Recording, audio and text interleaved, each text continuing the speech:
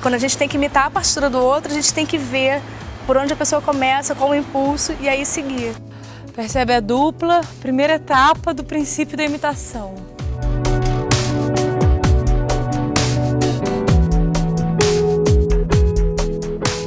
Mas ainda a imitação sucessiva. A gente começou a construir esse estudo sobre o impulso que gera o movimento do outro. E desse momento de gerar esse impulso em você mesmo, eu tenho a repetição do movimento do outro. Então ela não é uma repetição pela forma, ela é uma repetição de dentro para fora. À medida que vocês sentirem que podem, quando der, começa a trabalhar esse princípio da imitação a partir do impulso do movimento simultâneo.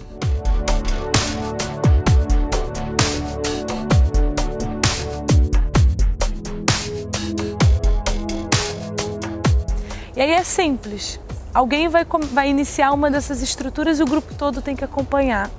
E a ideia é de que quem observa, o público não perceba quem iniciou alguma das estruturas.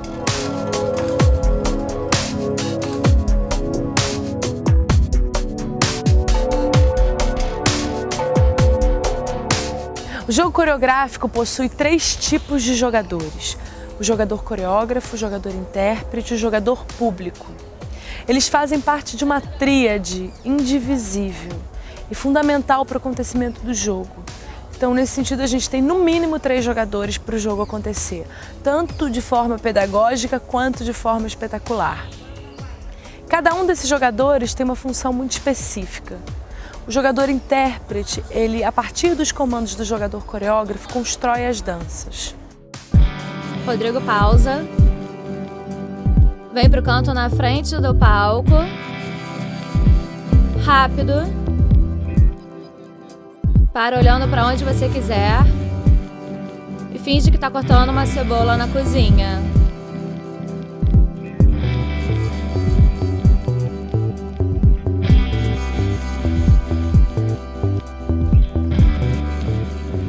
O jogador coreógrafo é responsável por esses comandos para o jogador intérprete, por administrar o estímulo sonoro e por comandar o que vai acontecer ali naquele espaço.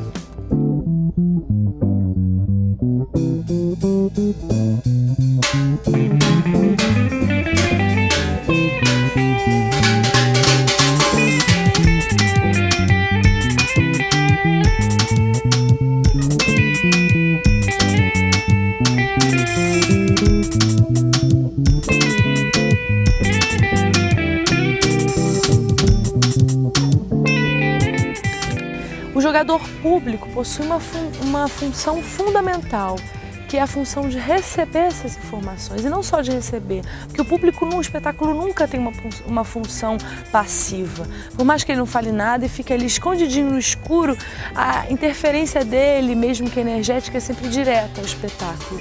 Então ele tem a função de ser esse elemento para onde vai a comunicação.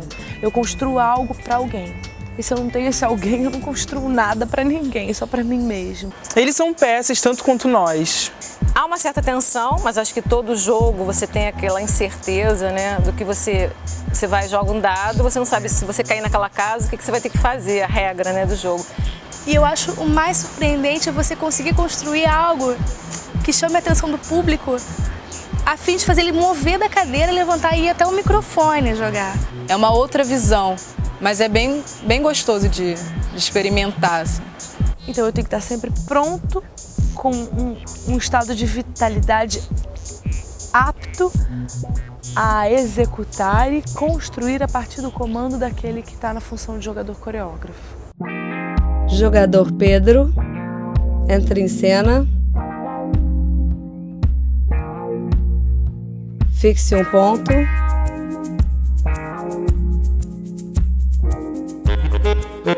E começa a imitar o que está acontecendo no centro do palco.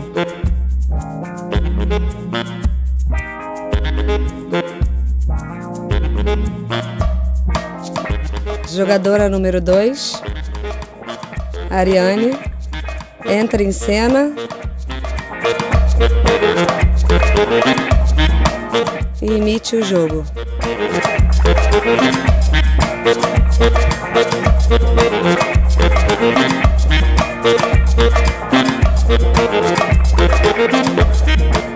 A gente começa com um jogo simples de estruturas, que são as estruturas mais simples do espetáculo, caminhadas pelo espaço, desenhos de movimento do corpo como um todo e pausas. E eles ficam nesse jogo de estruturas até o público se acomodar, e aí eles começam a se apresentar, a dizer quem eles são. E aí aos poucos eles vão revelando, etapa por etapa do jogo, que o jogador coreógrafo pode comandar essas 3 estruturas, que o jogador coreógrafo pode dar comandos simples, ações simples, comandar pelo espaço, caminhar, olhar um ponto, deitar, enfim, comandos bem simples e objetivos. Jogadores e intérpretes, parem. Caminhem. Desenhem pelo espaço.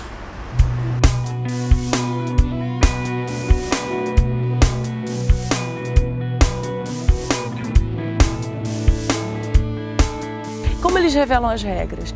Eles jogam e depois apresentam o que jogaram. Então, por exemplo, eles começam revelando as partituras, as estruturas, bailarinos estão em estrutura de caminhada, bailarinos estão em estrutura de pausa. Aos poucos eles começam a comandar essas estruturas. Depois eles contam para o público. O coreógrafo pode trabalhar com as estruturas de caminhadas, pausas e desenhos pelo espaço. Jogadores e intérpretes em estruturas de movimento pelo espaço.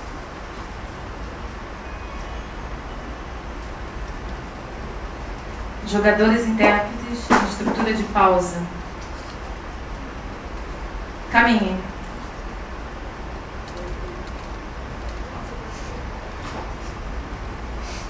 E aí, por um último momento, eles fazem a pausa para todas as partituras serem executadas simultaneamente, para o público perceber qual é o material coreográfico que ele tem para trabalhar. E aí depois eles abrem o jogo para o público.